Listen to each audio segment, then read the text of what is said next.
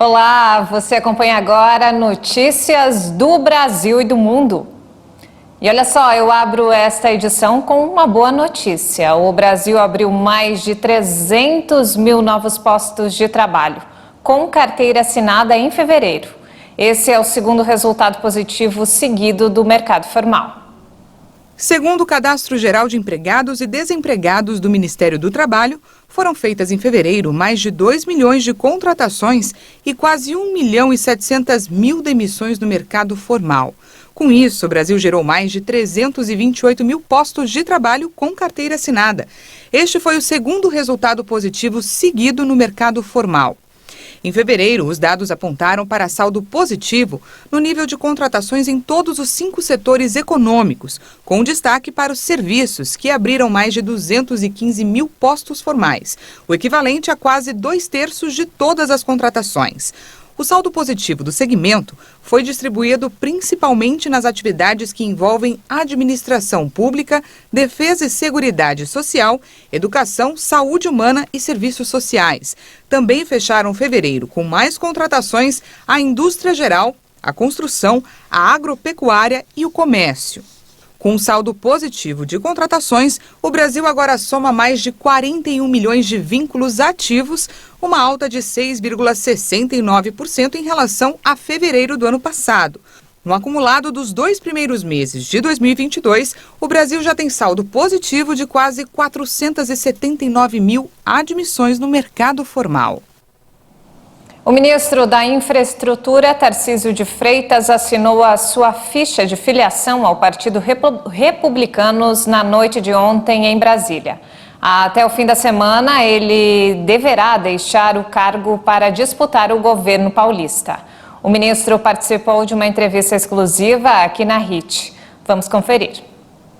Ministro, primeiramente, muito obrigado por aceitar a entrevista, o nosso convite aqui na RIT. Eu que agradeço, Alexandre, é uma honra estar aqui. E temos um problema de desigualdade social muito grande no Estado. Perceba bem, homens do campo com renda mensal de até 2 salários mínimos e milhões de paulistas que receberam auxílio emergencial. São dados que espantam, são bem divergentes em relação a um Estado tão rico.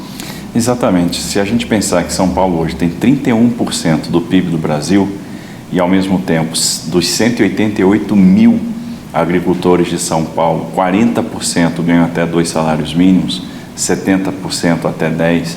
E quando a gente pensa que nós temos 2 milhões e 200 mil famílias beneficiárias de Auxílio Brasil, a gente percebe que mesmo o Estado tendo toda essa estrutura e toda essa pujança, ainda é um Estado desigual. Nós temos um déficit habitacional na casa dos 3,5 milhões de moradias e um problema de moradores de rua que vem se agravando a cada dia. Então, é necessário desenvolver políticas públicas para combater essa questão da desigualdade, misturar a política habitacional com política de acolhimento, mudar um pouco o conceito, de assistência social para desenvolvimento social, para que a gente possa construir pontos para oportunidade. A oportunidade muitas vezes está ali, mas se a gente não tornar as pessoas aptas a aproveitar a oportunidade, ela não consegue se desenvolver. Como pré-candidato ao governo de São Paulo, quais os pontos positivos e os negativos que o senhor vê aqui? Olha, primeiro, São Paulo tem um potencial enorme e a gente tem que aproveitar as oportunidades que estão sendo geradas. O mundo passou agora por uma pandemia e está vivendo uma guerra entre Ucrânia e Rússia. Indústrias do mundo inteiro estão saindo dos seus países e procurando novos endereços. No passado, o Brasil ficou fora das cadeias de produção global e uma janela de oportunidade está se abrindo. Se nós conseguirmos enxergar isso e adequar o Estado para receber, para capturar essa oportunidade, isso do ponto de vista tributário, do ponto de vista de desenvolvimento profissional, do ponto de vista de segurança pública, a gente vai conseguir gerar muito emprego. E o desafio agora, pós-Covid, é o desafio do emprego. Nós temos que proporcionar emprego para as pessoas.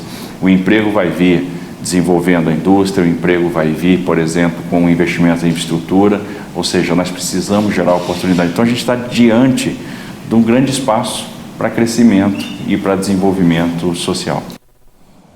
Você acompanhou um trecho da entrevista exclusiva do ministro Tarcísio Freitas e você pode assistir a versão completa no nosso canal no YouTube. E falando sobre a guerra na Ucrânia, russos e ucranianos voltaram a negociar a paz frente a frente depois de 2 semanas. Pela primeira vez, as negociações deram forte sinal de avanços. Kiev fala na possibilidade de um status de neutralidade e Moscou diz que vai reduzir drasticamente os ataques em algumas regiões da Ucrânia. As informações atraíram a atenção de toda a comunidade internacional.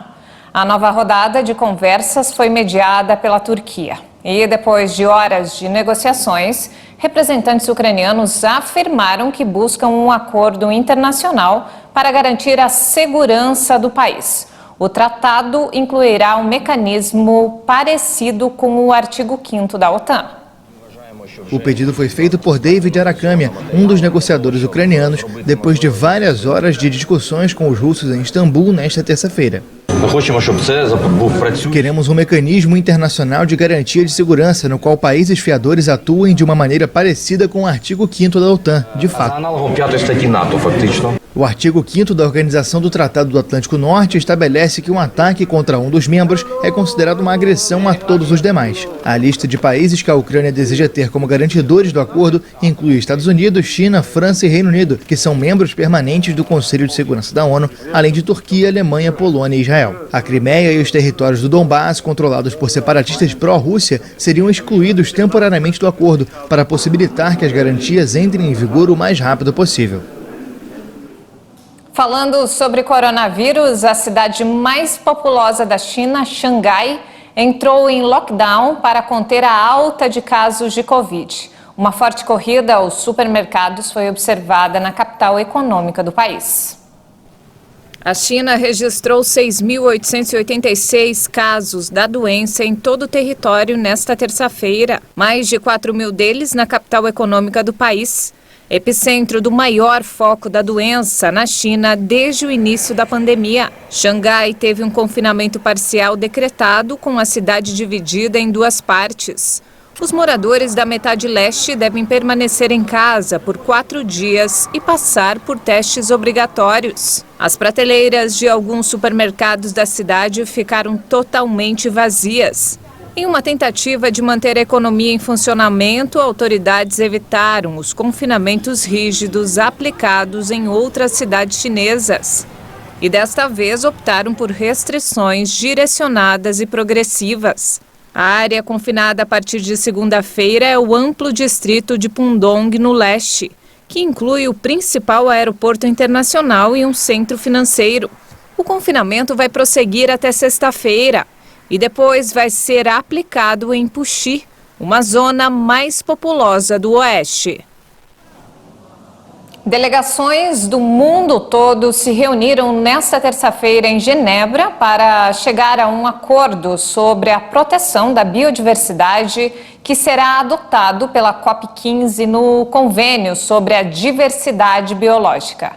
As ONGs esperam que isso ajude a acabar com a destruição da natureza, depois que os países violaram os compromissos firmados durante a última década.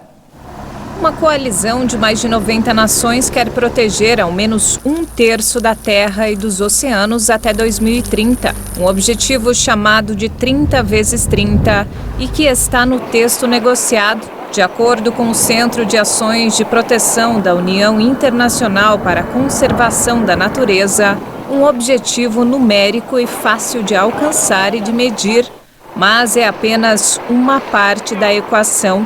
O acordo que for adotado em Kunming, na China, também deve garantir que as áreas protegidas sejam administradas de forma eficaz e equitativa.